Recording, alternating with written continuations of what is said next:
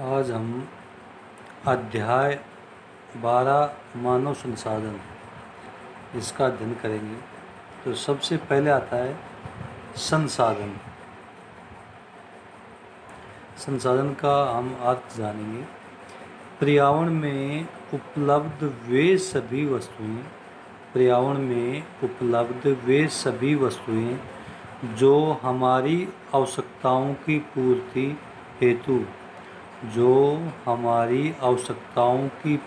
हेतु प्रयुक्त होती हैं संसाधन कहलाती हैं। कि हमारा जो पर्यावरण है, वातावरण है, हमारे आसपास में जो भी वस्तुएं हमारी आवश्यकताओं की पूर्ति करने के लिए जो उपलब्ध होती है, कि जिन वस्तुओं से हमारी आवश्यकताओं की पूर्ति होती हो, वो सभी वस्तुएं संसाधन कहलाएंगी। ठीक है। कि हमें, जैसे कि हमारा पेशा क्या है, अध्ययन करना। आप स्टूडेंट हो, स्टूडेंट के लिए जो पेन है, कॉपी है, किताब है, जो भी चीज़ आप अध्ययन में काम करने के लिए जो भी चीज़ प्रयुक्त में ले रहे हो, वो सभी क्या है, संसाधन कहलाते हैं। ठीक है। तो संसाधन का अर्थ हो गया पर्यावरण में उपलब्ध वे सभी वस्तुएं जो हमारी आवश्यकताओं की पूर्ति हेतु प्रयुक्त होती हैं, संसाधन कहलाता है। तो अब हम इस ही संदर्भ में हम देखते हैं, हमारे अध्याय का नाम है मानव संसाधन। मानव संसाधन का मतलब, ध्यान से सुनना, कि मानव संसाधन कब बनता है, जब मनुष्य को मानव संसाधन उनकी संख्या व शारीरिक तथा मानसिक शक्ति बनाती है। कि मनुष्य को मानव संसाधन क्या बनाती है, एक तो उनकी संख्या, कि लोगों की जो संख्या है, कार्य करने की क्षमता है, उनकी शारीरिक क्षमता व मानसिक क्षमता होती है जो काम करने की, वही क्या बनाती है, संसाधन। देखो, सीधे शब्दों में कहें कि जो मनुष्य होता है वह तब तक संसाधन नहीं कहलाता जब तक उसमें कार्य करने की क्षमता नहीं होगी। मानसिक व शारीरिक दोनों में से कोई भी शक्ति नहीं होगी। और दूसरी बात कि वो संख्या के आधार पर, कि किसी भी कार्य को करने के लिए संख्या बल भी मानव संसाधन के रूप में प्रयुक्त किया जाता है। जैसे मनुष्य में शारीरिक तथा मानसिक शक्ति का विकास किसको सहायता प्रदान करता है। जैसे शारीरिक व मानसिक विकास जो होता है, वो शिक्षा, तकनीक, स्वास्थ्य व कौशल में गुणवत्ता को सहायता प्रदान करता है, इसलिए इसे मानव संसाधन कहा जाता है। ठीक है। तो ये था एक मानव संसाधन के बारे में, कि मानव संसाधन क्यों कहा जाता है, क्योंकि जिन व्यक्तियों की संख्या, अगर कोई कार्य करता है, कई बार क्या होता है कि एक व्यक्ति कार्य नहीं कर पाता है, लेकिन 2 या 3 व्यक्ति मिलकर कार्य कर देते हैं, तो वो सभी क्या कहलाएंगे, व्यक्ति संख्या के आधार पर मानव संसाधन। दूसरी बात, कोई व्यक्ति अपने दिमाग, शारीरिक बल लगा के या मानसिक बल लगा के किसी कार्य को करता है, तो वह शारीरिक व मानसिक बल के आधार पर मानव संसाधन कहलाता है। ठीक है। तो अब इस मानव संसाधन की हम अध्ययन करेंगे इसमें, कि तो सबसे पहला पॉइंट आता है जनसंख्या। तो जनसंख्या हम देखते हैं, जनसंख्या होती क्या है। किसी निश्चित स्थान में एक निश्चित समय में रहने वाले व्यक्तियों की, एक निश्चित स्थान में एक निश्चित समय में रहने वाले व्यक्तियों की कुल संख्या को जनसंख्या कहते हैं। कि एक निश्चित स्थान में रहने वाले, निश्चित समय में रहने वाले व्यक्तियों की संख्या को जनसंख्या कहते हैं। कि एक निश्चित स्थान में और निश्चित समय में रहने वाले व्यक्तियों की संख्या को हम क्या कहते हैं, जनसंख्या कहते हैं। जैसे क्राइटेरिया कर दिया जाए, जैसे राजस्थान, भारत के संदर्भ में देखें कि भारत का एक निश्चित सीमा है, निश्चित भूभाग है। ठीक है। अब इस भूभाग में हर 10 वर्ष में जनसंख्या का जनगणना की जाती है। तो उस भूभाग में हर 10 वर्ष में जितने लोग रहते हैं वही उसका क्या कहलाता है, जनसंख्या कहलाती है। जैसे कि भारत की जो सीमा है तो वो क्या होगा, निश्चित स्थान होगा कि इस स्थान में ये लोग रहते हैं। वो निश्चित समय होगा कि 1 वर्ष 2 वर्ष 10 वर्ष जितने समय में क्या की जाती है, जनगणना की जाती है, तो वो कहलाता है निश्चित समय। तो किसी निश्चित स्थान में एक निश्चित समय में रहने वाले व्यक्तियों की संख्या को जनसंख्या कहते हैं। ठीक है, अगला पॉइंट देखते हैं। तो भारत में प्रथम जनगणना कब हुई? जब भारत का गवर्नर जनरल था लॉर्ड मेयो, उसके द्वारा करवाई गई 1872 ईस्वी में। कब करवाई गई? 1872 ईस्वी में प्रथम जनगणना की गई थी। उसके बाद विधिवत जनगणना 1881 में। अब आप सोचोगे कि 1872 और ये विधिवत में क्या अंतर है? तो इसमें अंतर क्या है कि 1872 में तो सर्वप्रथम की गई थी और उसके बाद में 1872 के बाद में 9 वर्ष बाद में 1881 में दोबारा से जनगणना हुई। लेकिन 1881 से कंटिन्यू उसके बाद में हर 10 वर्ष में जनगणना हो रही है। तो विधिवत रूप यहाँ से माना जाता है कि विधिवत रूप से लगातार हर 10 वर्ष में 1881 के बाद में जनगणना की जा रही है। 1881 के बाद में 91 में, फिर 1901 में, 1911 में, 1921 में, इस प्रकार हर 10 वर्ष में इसके बाद से कंटिन्यू 10 वर्ष में जनगणना हो गई है। तो विधिवत रूप में जनगणना का जब बारी आई तो कब से की जाती है? 1881 से। अब हम देखते हैं कि विश्व में सर्वाधिक जनसंख्या वाले देश कौन कौन से हैं। ठीक है, विश्व में सर्वाधिक जनसंख्या वाले देश। विश्व में सर्वाधिक जनसंख्या वाले देशों का हम क्रम देखते हैं तो नंबर 1 पर आता है चीन। सर्वाधिक जनसंख्या है विश्व में चीन की। उसके बाद में दूसरे नंबर पर है भारत, तीसरे नंबर पर है संयुक्त राज्य अमेरिका, चौथे नंबर पर है इंडोनेशिया, पाँचवें नंबर पर है ब्राज़ील। ये है 5 देशों का क्रम। पहले पर चीन, दूसरे पर भारत, तीसरे पर संयुक्त राज्य अमेरिका, चौथे पर इंडोनेशिया और पाँचवें पर ब्राज़ील है। ठीक है, अब इसके बाद में हम देखते हैं भारत की 2011 में जो जनगणना की गई थी उसके आधार पर जो आंकड़े सामने आए हैं उनके बारे में हम अध्ययन करते हैं। भारत की 2011 की जनगणना के आधार पर भारत की कुल जनसंख्या है, ध्यान से देखना और इनको अच्छी तरीके से लिखना, जैसे मैं बताऊं उसी प्रकार से, कि कुल जनसंख्या है 121,093,422। अब इसको हम देखें तो ये कुल बनती है 1,21,93,422। 1,21,93,422। ठीक है, आगे मैंने कोष्टक में लिख रखा है 17.3% विश्व। तो ये क्या है कि विश्व की कुल जो जनसंख्या है, विश्व की कुल जो जनसंख्या है उसका 17.3% भारत की जनसंख्या है। कि विश्व में जितनी भी जनसंख्या पाई जाती है उसका 17.3% जनसंख्या भारत में पाई जाती है और वो ये है 1,21,01,93,422। ठीक है, तो विश्व की कुल कितनी जनसंख्या भारत में निवास करती है? 17.3। ये कौन किसके आधार पर है? 2011 की जनगणना के आधार पर। अब सर्वाधिक जनसंख्या वाला राज्य हम देखते हैं भारत में तो वह है उत्तर प्रदेश। कौन सा है?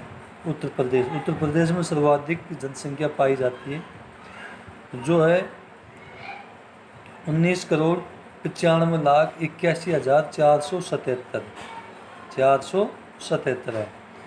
और ये है कुल जो भारत में जनसंख्या पाई जाती है उसका 16.49%। ये 16.49% क्या है? जो भारत में कुल जो जनसंख्या पाई जाती है उसका 16.49% उत्तर प्रदेश में पाया जाता है। जो ऊपर मैंने भारत की कुल जनसंख्या बताई उसके 16.49% उत्तर प्रदेश में पाई जाती है। ठीक है।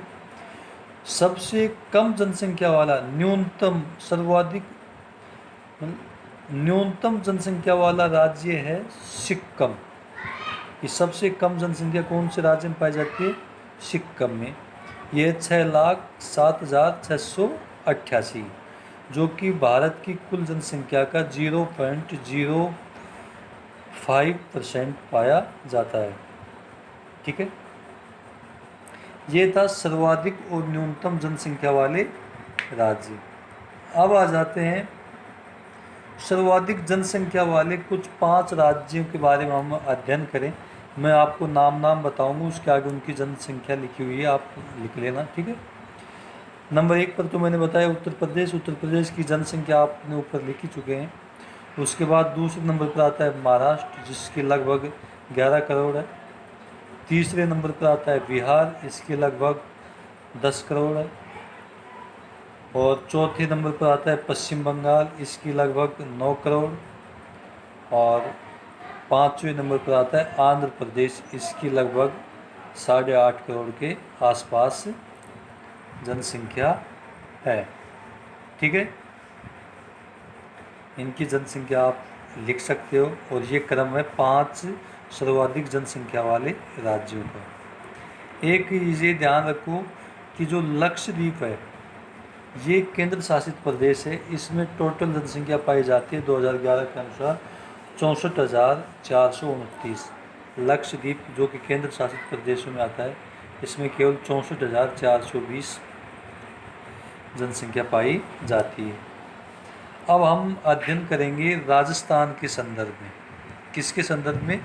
2011 की जनसंख्या के आधार पर राजस्थान की जनसंख्या है 6,86,21,012। 6,86,21,012, जो कि कुल भारत की जनसंख्या का 5.67% है। कुल भारत की जनसंख्या का कितना है? 5.67%।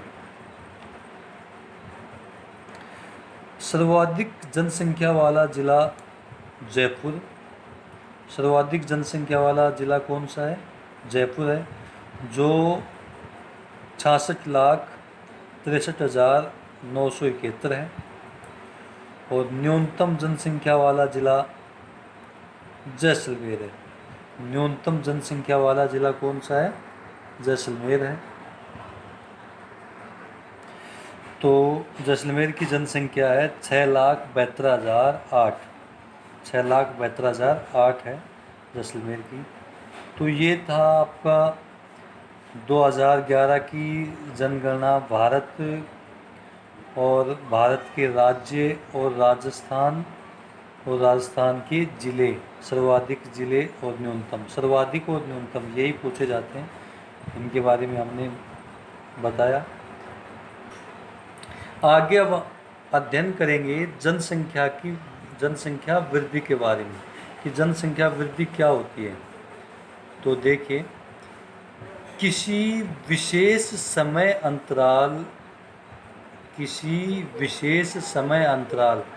तो कोष्टक में 10 वर्ष कर देना कि भारत में जनसंख्या वृद्धि कौन सा समय अंतराल में देखा जाता है? 10 वर्ष में।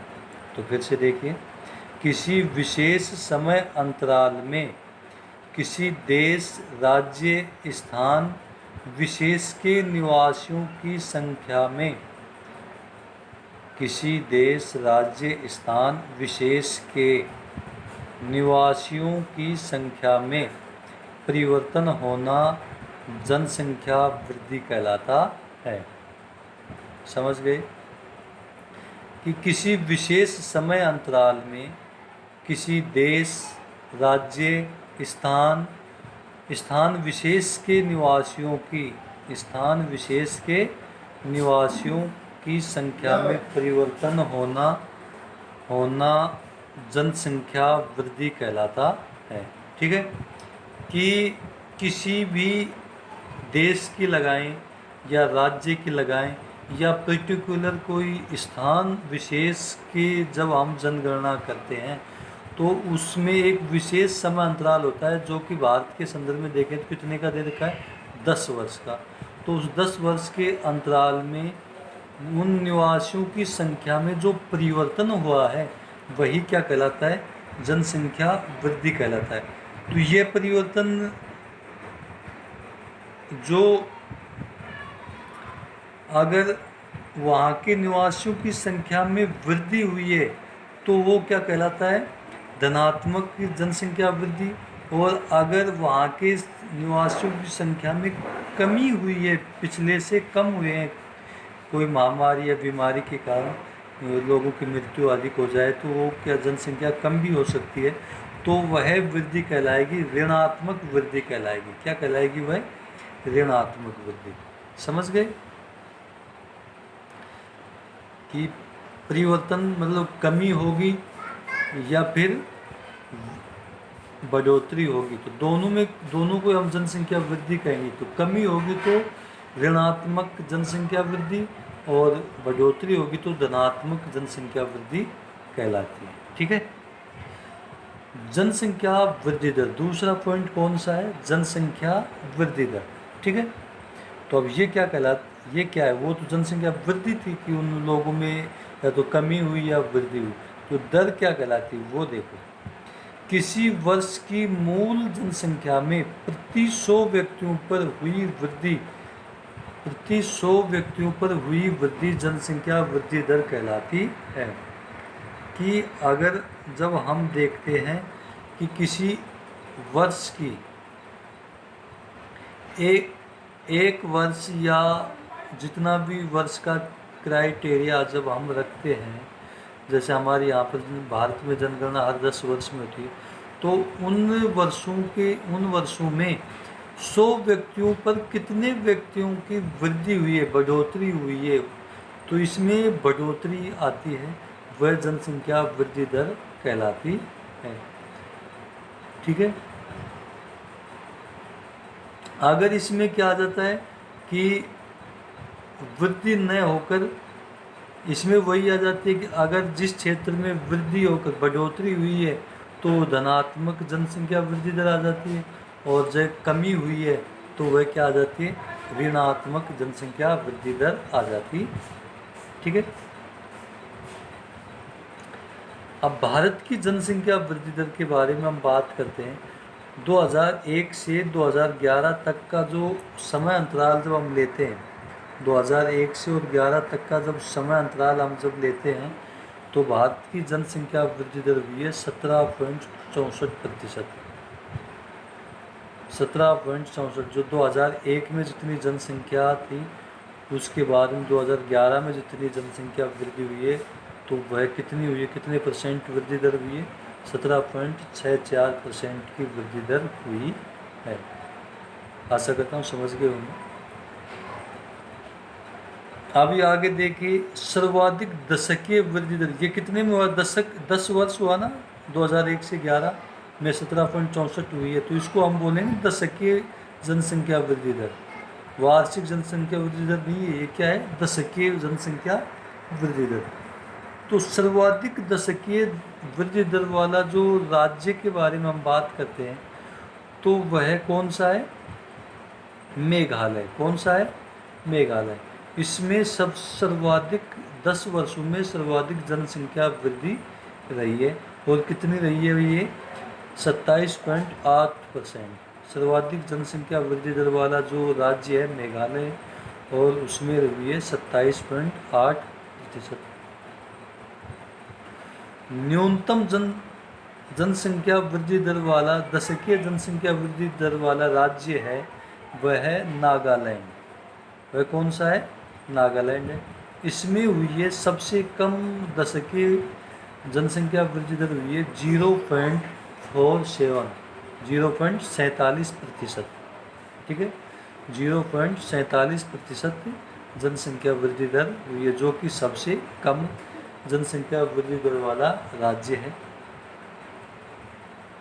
अब हम देखते हैं राजस्थान की दशकीय वृद्धि दर। जब हम भारत की बात करते हैं तो सर्वाधिक दशकीय वृद्धि दर वाला राज्य के बारे में बात कर ली, न्यूनतम दशकीय वृद्धि दर वाले राज्य के बारे में बात कर, तो राजस्थान के बारे में देखते हैं कि इसकी दशकीय वृद्धि दर कितनी हुई, तो वह हुई 21.44%। राजस्थान की दशकीय वृद्धि दर हुई 21.44%। इसमें राजस्थान में सर्वाधिक दशकीय वृद्धि दर वाला जिला कौन है? बाड़मेर। राजस्थान की हम बात करते हैं, सर्वाधिक दशकीय वृद्धि दर वाला जिला कौन सा है? बाड़मेर। उसके 32.55%। कितनी परसेंट हुई है? 32.55%। ये हम जिलों की बात करते हैं राजस्थान के संदर्भ में। ठीक है, न्यूनतम दशकीय वृद्धि दर वाला जिला राजस्थान में कौन सा है? गंगानगर। इसकी हुई है 10.06। न्यूनतम दशकीय वृद्धि दर वाला जिला है गंगानगर, इसकी हुई है 10.06%। ये थी आपकी दशकीय वृद्धि दर। अब हम देखते हैं कि जो जनसंख्या वृद्धि होने के जो कारण हैं वो मुख्य रूप से कौन कौन से हैं। तो जनसंख्या वृद्धि के कारण, तो मुख्य रूप से जनसंख्या वृद्धि के 3 कारण होते हैं। मुख्य रूप से जनसंख्या वृद्धि के कितने कारण होते हैं? 3 कारण। नंबर 1 है जन्म दर, दूसरा है मृत्यु दर और तीसरा है प्रवास। जन्म दर, मृत्यु दर और प्रवास। ठीक है, तो हम इन तीनों का संक्षेप में वर्णन भी करेंगे। तो अब हम तीनों का संक्षेप में वर्णन अगले वीडियो में करेंगे, और आशा करता हूँ जो भी मैंने आपको समझाया वो आपके समझ में आए होंगे। एक बार रिवाइज कर देते हैं कि हमने जो आपको जो बताया वो अध्याय 12 में से हमने आपको आज पढ़ाना प्रारंभ किया था। तो सबसे पहले संसाधन के बारे में बताया, फिर मानव संसाधन के बारे में बताया, उसके बाद जनसंख्या किसे कहते हैं उसके बारे में, और जनसंख्या की जो गणना है वो कब कब प्रारंभ की गई और कब कब से उसे विधिवत रूप से लागू किया गया। उसके बाद में जनसंख्या के सर्वाधिक जनसंख्या वाले देशों का क्रम बताया। फिर भारत की 2011 की जनगणना के बारे में सर्वाधिक और न्यूनतम जिलों के बारे में हम अध्ययन करते हुए राजस्थान के बारे में भी हमने अध्ययन किया। राजस्थान के जिलों के बारे में हमने न्यूनतम और सर्वाधिक जिलों के बारे में अध्ययन किया। उसके बाद में जनसंख्या वृद्धि, फिर जनसंख्या वृद्धि दर, फिर उसके बाद में राजस्थान के भारत की जनसंख्या वृद्धि दर और उनके राज्यों की जनसंख्या वृद्धि दर सर्वाधिक व न्यूनतम दोनों के बारे में। उसके बाद राजस्थान की जनसंख्या दशकीय वृद्धि दर के बारे में, सर्वाधिक जिले और न्यूनतम जिलों के बारे में, और जनसंख्या वृद्धि होने के जो कारण क्या हैं इनके बारे में हमने अध्ययन किया। तो आशा करता हूँ आपको समझ में आया होगा। आगे इससे आगे हम अगले वीडियो में बताएंगे। धन्यवाद।